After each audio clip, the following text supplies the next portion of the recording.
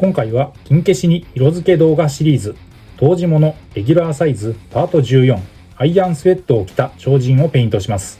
夢の超人タッグ編に登場のキャラクター、いつものように水性アクリル塗料で色付けをしました。レギュラーサイズ金消しパート14のカプセルに同梱されていたブックレットです。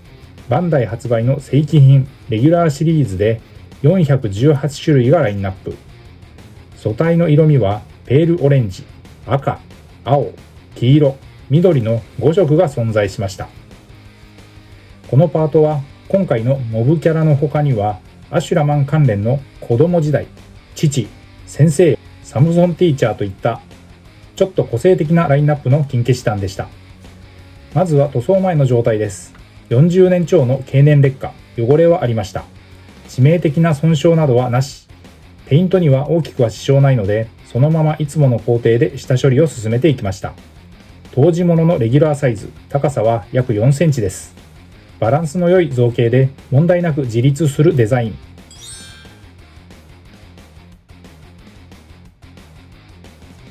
塗装後のレビューを先に。彩色はアニメに登場したワンシーンを再現。渋めのブルーカラーを3色使った色分けになりました。かかった時間は約40分の塗装でした。下処理からペイントの様子は記録していますので、ここから詳しくご覧ください。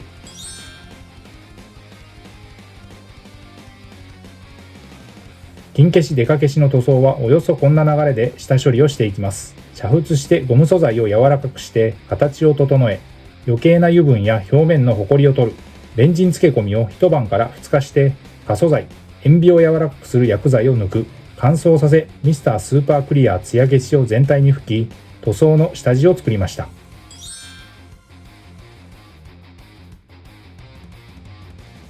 そして塗装です。ペイントの様子はハイライトで使用したカラーごとに見ていきます。ベースとして全身にまずファレホのパンツァーエース肌色ハイライトカラーを塗りました。よく下地作りに使っている明るいライトな部類に入るフレッシュカラーです。ひと手間ですが、この下地のあるなしでその後の色のりは違ってくるので、漏れなくしっかり塗っていきます。全面に模型用の平筆で一気に塗るので、2、3分あれば下地はできてしまいます。下地の完全乾燥の後、本格的に色分けをスタート。まずは頭部、手に使った薄い緑、ゲームカラーのベルデグリです。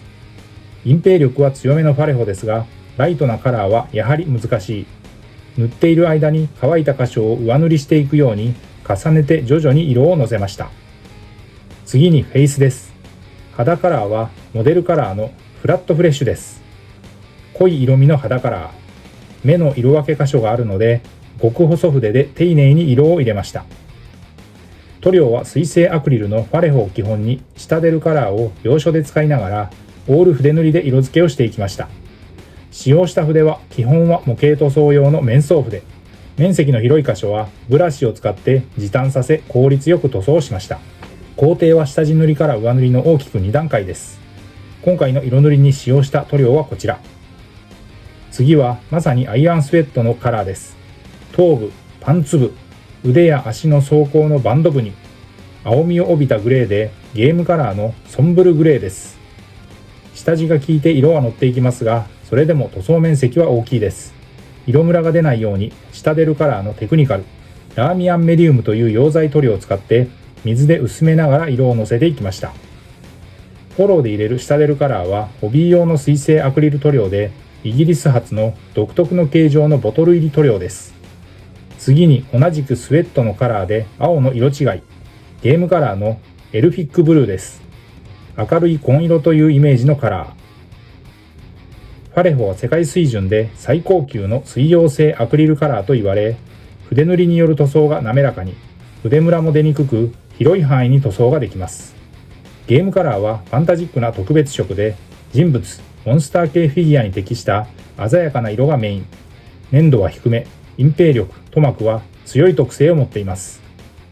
ファレホの隠蔽力が強いのは、顔料の含有量、比率が高く設計されているということと、その粒子一つ一つが細かく、そのため均一に塗れるという特性を持っていることによります。ここで濃い赤色を口に、ゲームカラーのスカーレットレッドです。ディティールなので丁寧に、水溶性で無臭、速乾、均一で色ムラが出にくい、マットな仕上がり、これらが何といってもファレホの魅力です。最後は瞳、そしてアイアンスウェットのメインカラーとして、モデルカラーのインファントリーブルーです。使っているファレホ塗料の中では一番濃い色味の青、紺色、藍色です。最初薄く色をのせて面積が広いので塗ってるうちに乾いてくるんで、そこに色をのせていくという流れで作業を繰り返しました。広い面積は筆で塗りに行って引っかいてしまうとムラになりやすいので、先端で叩いて色をのせていくイメージで作業をしました。アイアンスウェットの由来は、その昔正義超人が友達を疑うとその罰として鎧を着せられたという、その名残から正義超人が友情を忘れると鉄分を多く含んだ汗を流す、鉄の汗です。ネプチューンマンがバッファローマンの流す汗をアイアンスウェットと見抜き、友情が揺らいでいることを指摘しました。塗装後はソフト99コーポレーションのボデーペンクリアを全体に吹き付け乾燥させて完成です。台座をつけて塗装後です。フロントビューからリアビューまで。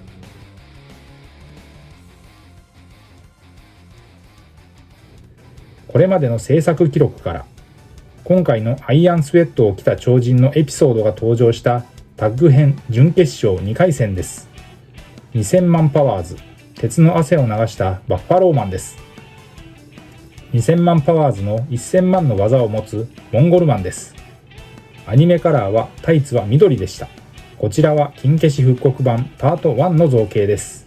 筋肉マン消しゴム金消しは1983年から1987年にレギュラー版と言われる全30弾が順次発売されました。